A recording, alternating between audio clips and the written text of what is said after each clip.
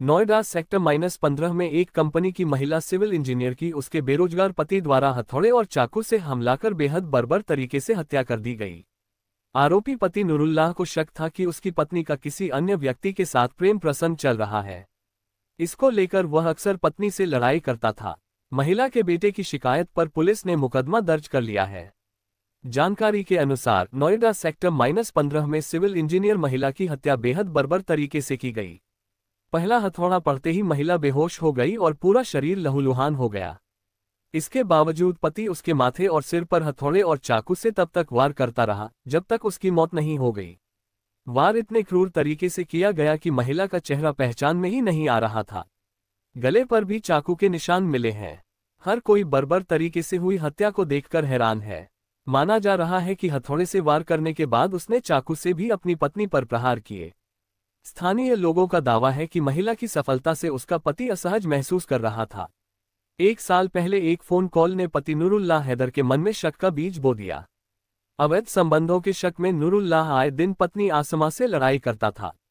आखिर शुक्रवार को उसने हथौड़े और चाकू से वार कर पत्नी की निर्मम तरीके से हत्या कर डाली।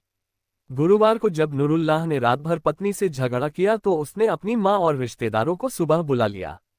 दोपहर को रिश्तेदार आए, उनके सामने भी नूरुल्लाह पत्नी आसमा से लड़ता रहा।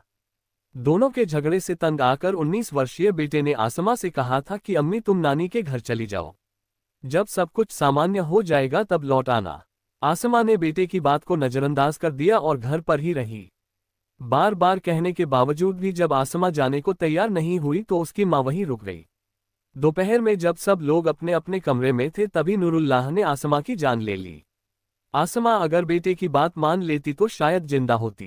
पुलिस ने बताया कि जब टीम मौके पर पहुंचे तो महिला का शरीर खून से लथपथ था। उसके सांसें बंद हो चुकी थीं। आसपास के लोगों ने बताया कि नूरुल्लाह को शक था कि उसकी पत्नी का किसी से अवैध संबंध है।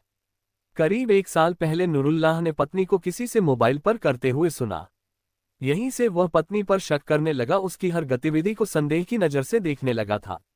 लोगों के मुताबिक आसमा के व्यवहार से आसपास के लोग प्रभावित थे।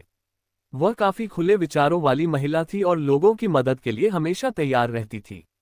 इस समय परिवार की जिम्मेदारी आसमा पर ही थी। दोनों के विचार नहीं मिलते थे। नूरुल्लाह और आसमा के उम्र के बीच करीब 13 सालों का फासला था। आसमा जहां खुले विचारों वाली महिला थी वहीं नूरुल्लाह शांत किस्म का इंसान है। उम्र के बीच 13 साल का फासला होने के कारण दोनों के विचार भी नहीं मिलते थे। मां की मौत के बाद से बेटी का रो रोकर बुरा हाल है। बेटा शांत है। पुलिस जल्द घर इस मामले में पूछताछ करेगी। मौके पर ही महिला हुई मौत। महिला के शरीर पर हथौड़े और चाकू से इस कदर वार किया गया था कि मौके पर ही उसने दम तोड़ दिया था। हत्या के बाद हत्यारोपी पति घर से बाहर निकला और सीधे थाने पहुंच गया। संभावना जताई जा रही है कि नूरुल्लाह पैदल ही थाने गया होगा। कुछ लोग उसके ई-रिक्शे से जाने की बात कह रहे हैं। जहां हत्या हुई वह फेज 1 थाना क्षेत्र में आता है, पर हत्या के बाद हत्यारोपी सेक्टर 20 थाने पहुंचा। 20 साल पहले हुई थी शादी। पुलिस के मुताबिक बिहार के चंपारण निवासी नूरुल्लाह हैदर की शादी दिल्ली के जामियानगंज निवासी आसमा खान के साथ 2005 में हुई थी।